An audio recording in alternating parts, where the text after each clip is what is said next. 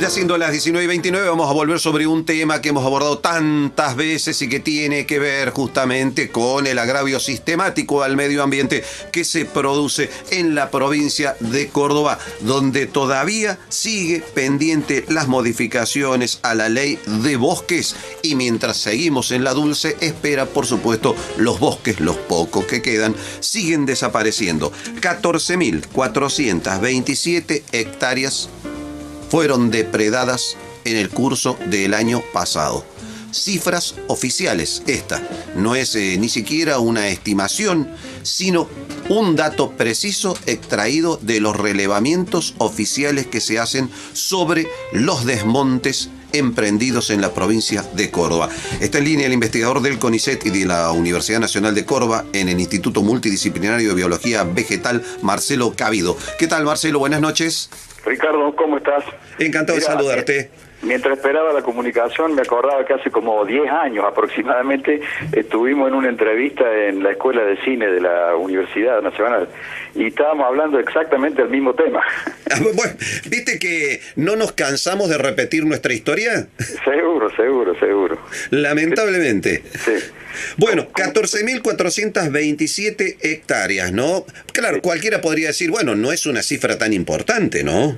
Claro, lo que pasa es que es muy significativa teniendo en cuenta lo que queda, ¿no? Claro, ahí está. Es decir, si tuviéramos 16 millones de hectáreas de bosque como tuvimos hace 100 años, diríamos que 14.000 no es nada, pero considerando que nos queda menos de bosque en buen estado de conservación, menos del 5% de lo que había, esto es una cifra muy significativa.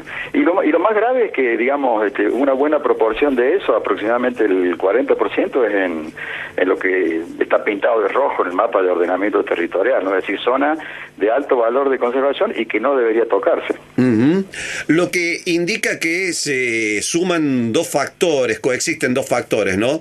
Por un lado, el grado de impunidad con que quienes lo hacen realizan el desmonte, y por el otro costado, la falta de controles eficientes, ¿no?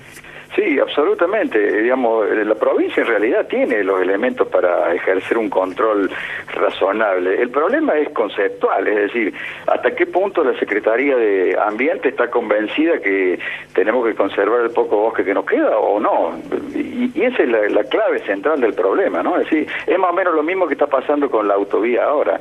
Digamos, hay un instituto de la provincia que es el IPLAN que te propone 4 alternativas por el camino, que no interviene los bosques, no entra en zona roja, y sin embargo, la Secretaría de Ambiente le da el visto bueno a otra iniciativa que precisamente prácticamente en el 30 y pico, 40% de su recorrido va por zona roja de bosque, ¿no? Entonces, lo que no te explica es, digamos, cuál es realmente la función y la posición conceptual de la Secretaría de Ambiente, ¿no?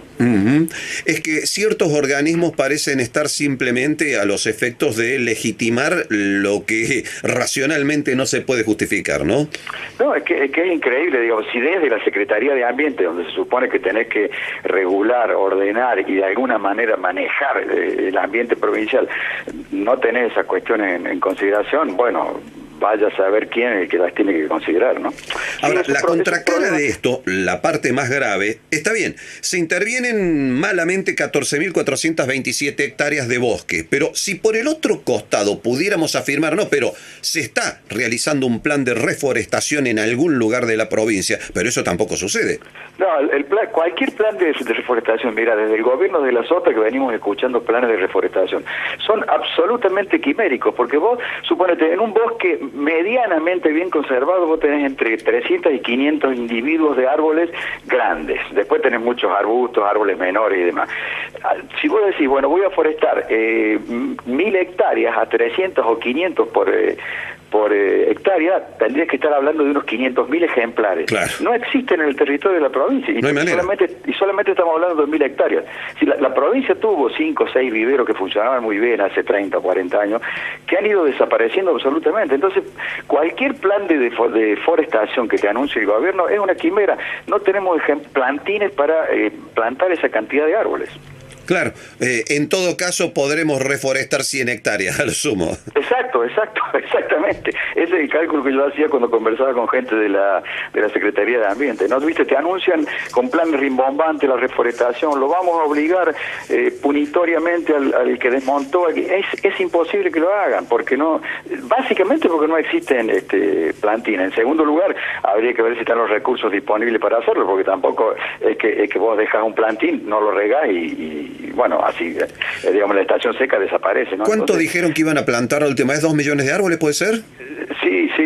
Una de las veces que anunciaron 2 millones, no existen. Además, con 2 millones de árboles tampoco hacen ninguna... No, es una gota en el océano. Sí. Exactamente. Entonces, los paliativos que te anuncian, y vos ves cuando, digamos, las leyes provinciales lo obligan al que desmontó ilegalmente, lo obligarían a que reforeste. Y es imposible que lo haga. Aparte porque no pone los recursos que hay que poner, si quisiera hacerlo tampoco lo puede hacer.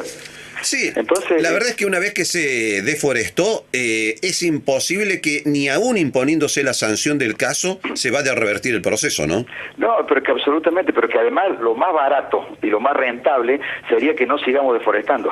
Esa sería lo más barato para toda la población, para todos nosotros, porque cualquier plan de reforestación o deforestación, evidentemente que lo vamos a financiar nosotros con nuestros impuestos. Entonces, por eso te decía yo que el problema es básicamente conceptual, es decir, ¿dónde estamos parados? ¿Cuál es el esquema de ordenamiento territorial que la Secretaría de Ambiente pretende para la provincia? ¿Cuál es la política ambiental que la provincia? Y aquí ya debo caer, digamos, en general, digamos, la provincia no tiene una política ambiental, tampoco la tiene la nación y tampoco la tienen los municipios, ¿no? Entonces es como que el tema ambiental sigue siendo postergado y lamentablemente lo vamos a pagar, o ya lo estamos pagando, ¿no? Sí, efectivamente, ¿no?